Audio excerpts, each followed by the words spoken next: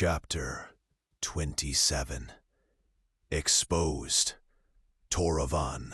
I hit the ground, hard on my shoulder, and I'm pulled forward. Reality fighting back against my flawed weaving. Toravan! I hear Caleb scream. I roll onto my back and kick to brace my heels on the ground, but it doesn't slow me. I'm barreling fast toward the hedge wall, and the wall is thick here. I'll go through it, but not without pain. And will I slow, even then, past the other hedge walls, or be pulled straight on into the vortex? I try to let go of my threads of reality, but I seized them too hard, or else my will is too weak to fully fight back. I feel a sudden weight on top of me, and oof out the breath in my lungs as Caleb pins me down with himself, driving two stakes that hadn't been there into the ground beside us with each hand. He pins me between his legs, gripping tightly, and holds on to the stakes, arms straining.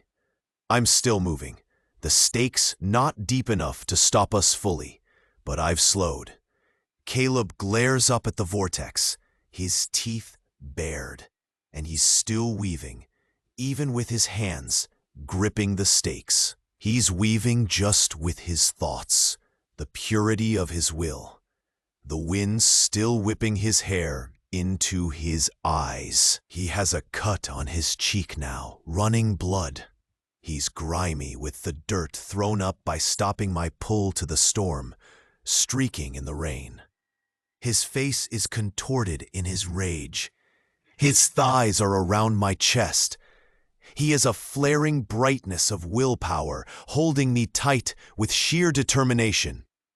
And then he shimmers and becomes someone else.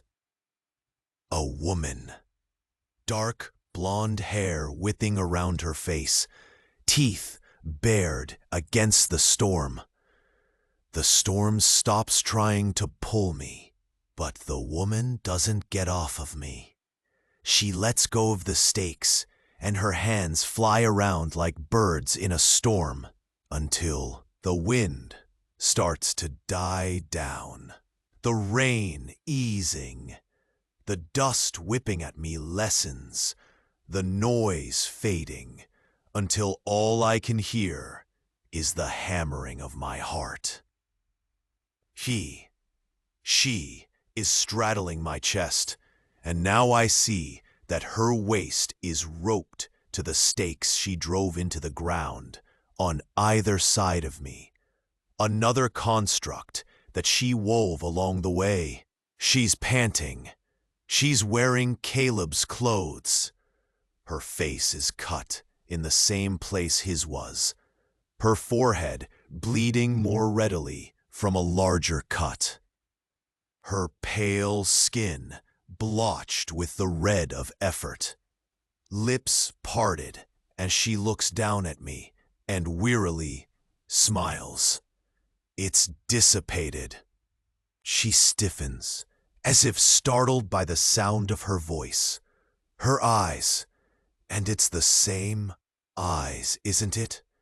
She has the same eyes as Caleb. Her eyes go wide. Her whole body, still straddling mine, clenches. "Who are you?" I manage. Caleb. Is this an illusion? Or was Caleb an illusion? Is he a spy? Is he an assassin? And did she see the weavings in my father's chamber so easily because she put them there herself? She finally realizes where she is, because she yelps and rolls off of me, the rope disappearing from around her waist. She scrambles back another foot before she seems to force herself to crouch beside me. "Are you hurt?" she asks, and reaches for my face. I knock her hand away. "Who?" I say, my voice trembling, loud in my ringing ears. "Who by the gods are you?" I roll and shove myself up on shaking arms, manage to maneuver around to crouch across from her.